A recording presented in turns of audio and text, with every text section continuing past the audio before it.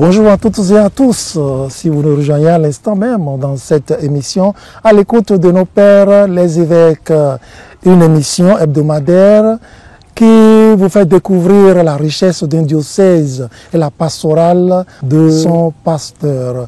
Nous revenons dans le diocèse de Ndali parce que nous avons encore beaucoup à découvrir et beaucoup à apprendre à l'école de l'ordinaire des lieux, Monseigneur Martin Adjou. Monseigneur, bonjour. Bonjour Père Alain. Merci de nous recevoir de nouveau. Vous avez été ordonné prêtre un 16 juillet, en la fête du Mont Carmel, 3 ans durant. Comme votre étudiant à Fatima, je ne vous ai jamais vu, Monseigneur, vous séparer de votre chapelet. Pourquoi tant d'attachement à la Vierge Marie? Si tel est votre constat, je m'en réjouis. Je m'en réjouis. Mais si cela ne l'était pas, vous devrez vous en inquiéter à mon sujet. Je ne vois pas de prêtres, de religieux, religieuses, de fidèles chrétiens qui ne soient pas attachés à la Vierge Marie et tenir bon. Mais j'avoue aussi que je le tiens également de mes parents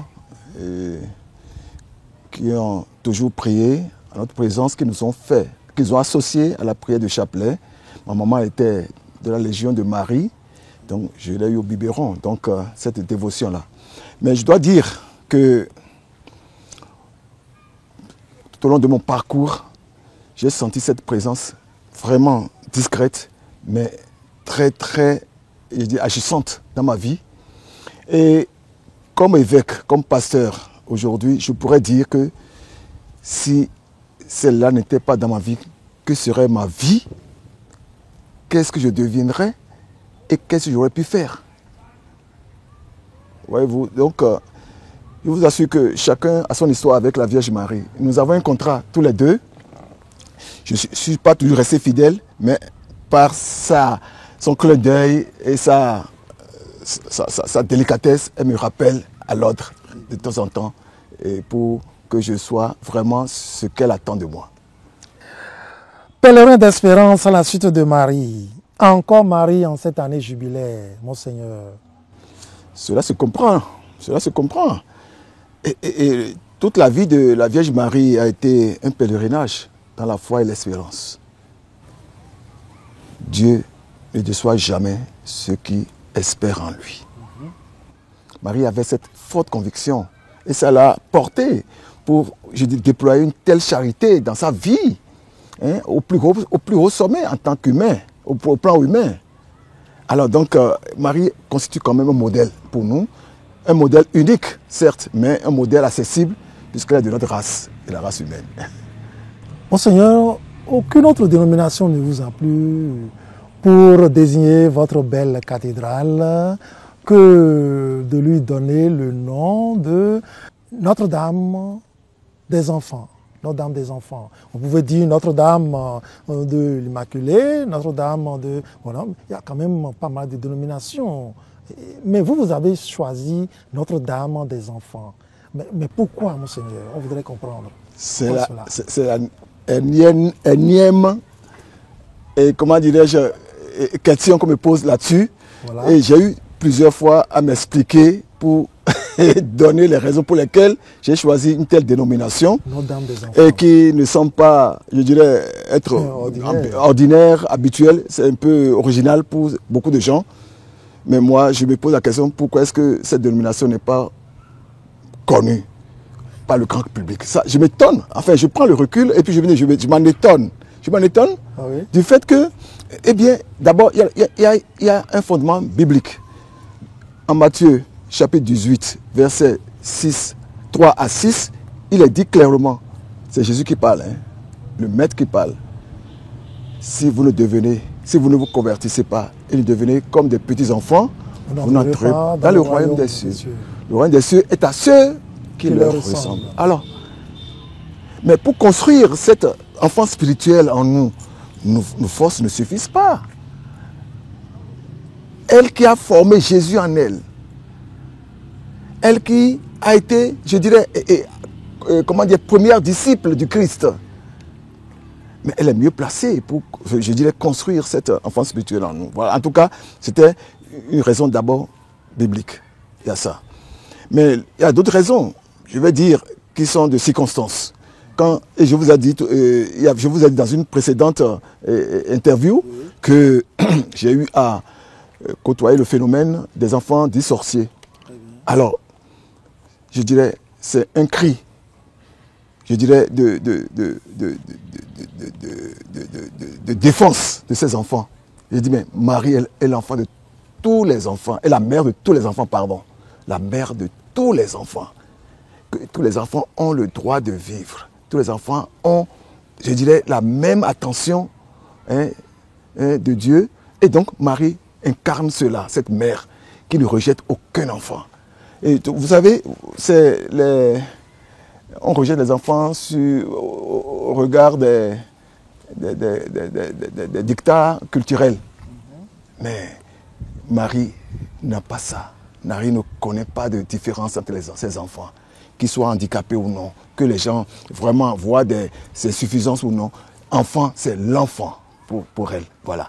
Et puis, l'actualité nous dit que de nos jours, ces pays dits civilisés, dits développés, eh bien, sont en train de promouvoir une éthique de la mort des enfants, c'est-à-dire l'IVG, l'avortement, autres là.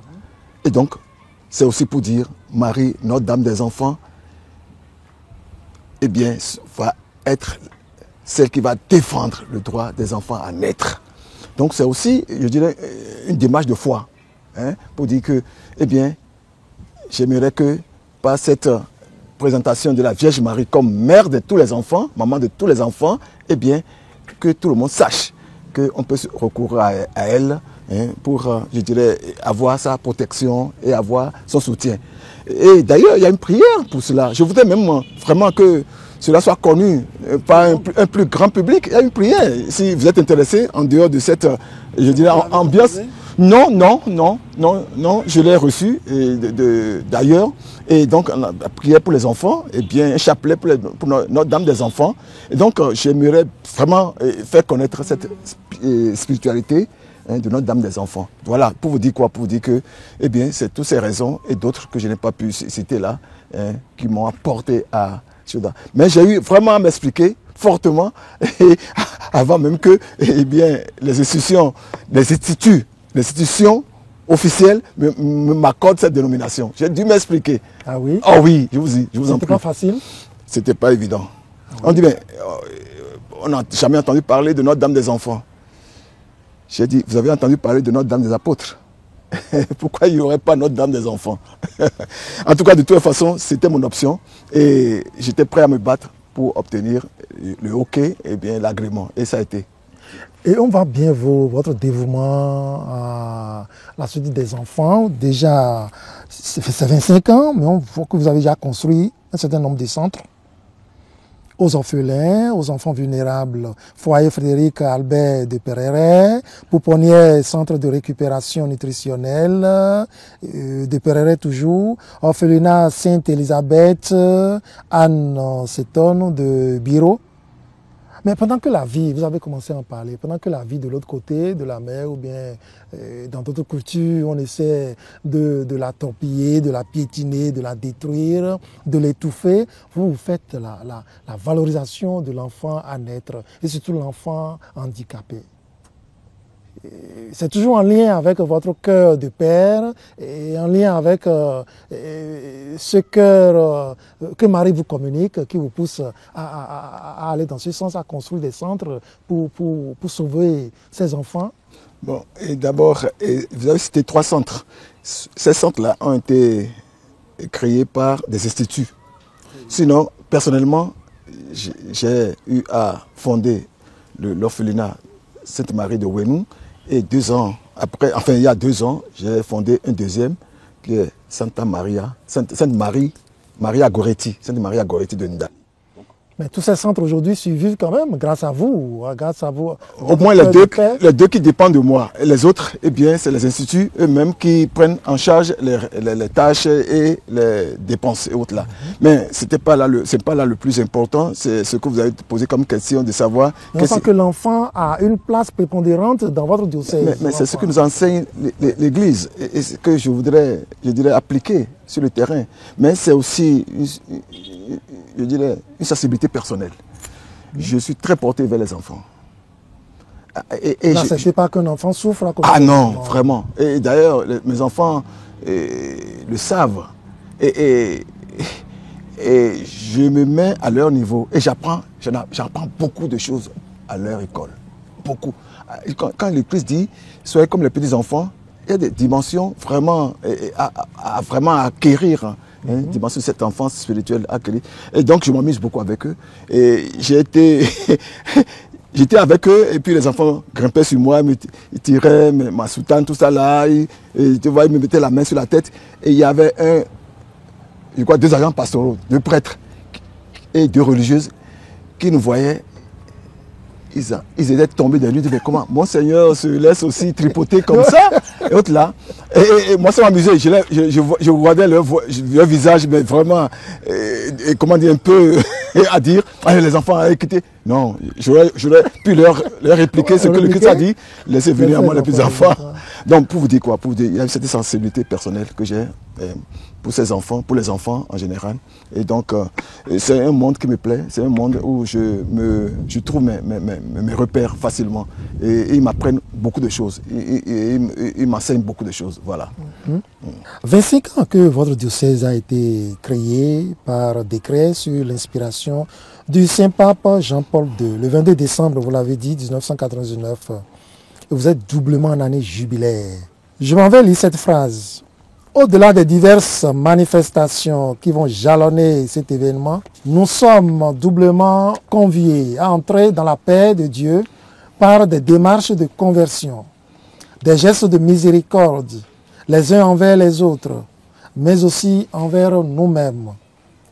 Avez-vous affirmé dans votre message d'annonce du jubilé aux agents pastoraux de votre diocèse? C'était le 12 décembre 2024. Quel fruit de grâce voulez-vous cueillir, Monseigneur, de cette année jubilaire? Et vraiment du fond du cœur, du fond de mon cœur, je souhaiterais et que je souhaite vivement que Notre-Dame des Enfants, que le Christ m'entende, que nous soyons plus prêtres, que nous soyons plus religieux, que nous soyons plus religieuses, que nous soyons plus chrétiens, plus chrétiennes, pour être des témoins vivants et crédibles du Christ dans ce milieu. À tous les niveaux, un plus. Ah oui, et selon l'état de vie de chacun, un plus. Et que la routine, les compromissions, tout cela, eh bien, tue l'esprit en nous, l'esprit de créativité. Quand on est dans cette lourdeur, on n'avance pas, on ne peut plus aller au large. Nous avons besoin d'un ressourcement. Et d'ailleurs, j'ai fait une proposition de retraite ignatienne et pour les agents pastoraux qui le désireraient. Il me semble que nous avons besoin, je dirais, de faire le grand ménage. On dirait que vous avez sorti de l'ordinaire. De façon collective et individuelle, et même sur le plan individuel, que chacun soit dans, et pour un nouveau départ avec le Christ, pour aller encore plus au large. Pèlerin d'espérance. Ah oui, c'est ça. Mais parce que vous sentez que, bon, les agents pastoraux, à plusieurs niveaux, ça dit qu'à leur niveau ça tangue, ça ne prend pas. Au niveau même de la foi, ça pose problème. Je ne veux pas aller sur le terrain d'un jugement, d'une appréciation. Je ne veux pas qualifier, je dirais. Mais tout comme fait votre désir, c'est que chacun je suis dans cette dynamique. Je dis, mais il y a toujours quelque chose à améliorer. Nous sommes toujours des êtres. Voyez-vous, l'homme est un être inachevé. Donc, il peut changer, il peut se convertir, il peut s'améliorer. Susceptible de changement. Ah oui, susceptible de changement et d'amélioration, surtout d'amélioration. Voyez-vous, comment dirais-je, l'interpellation à la conversion que Jean-Baptiste et ensuite le Christ a lancé à ses disciples et à tous les hommes, eh bien, encore actuel. Voilà. Très bien. Et c'est en méditant sur les appels de ce temps de grâce que j'ai pris la présente initiative, proposer une retraite ignatienne. Monseigneur, pourquoi c'est une retraite ignatienne? Une retraite, bon, ils sont déjà habitués à une retraite, à des retraites classiques. Mais cette fois-ci, c'est une retraite ignatienne. Il faut rompre. Je suis sûr que vous envisagez un plus ou un aspect de... Ah oui, il faut rompre avec la routine. Et... Vous voyez, j'observe un peu nos réactions à toutes les retraites. Il faut dire qu'ils sont tous présents. Hein. En tout cas, qu'il s'agisse des prêtres, qu'il s'agisse des religieux, religieuses, vraiment, il y a une régularité à faire cette démarche spirituelle. Mais qu'est-ce qu'on en tire? Je nous vois prendre beaucoup de notes.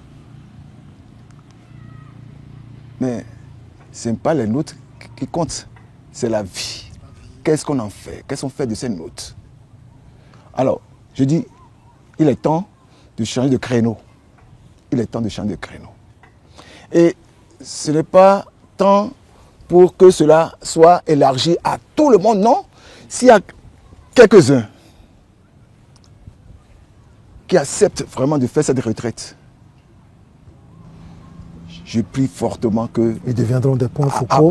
Voilà, à partir de ces quelques-uns-là, eh bien, que notre diocèse soit impacté. Voyez-vous, on est dans le schéma du Christ qui aurait pu choisir plus de 12 apôtres. Il n'en a plus que 12.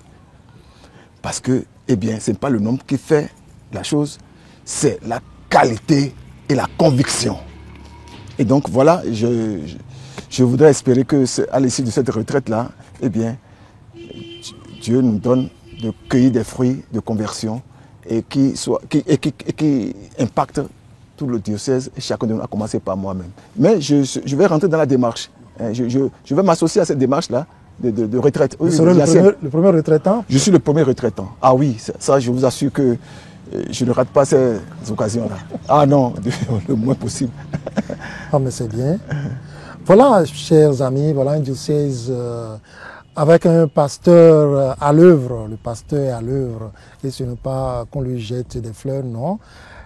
Pour qui connaît Monseigneur Martin Adjou, je crois qu'il a à cœur de faire grandir l'homme, tout simplement. Pour les 3 années que j'ai passées en tant qu'étudiant, pendant qu'il était recteur de Fatima, voilà, un père soucieux de l'avenir de ses enfants.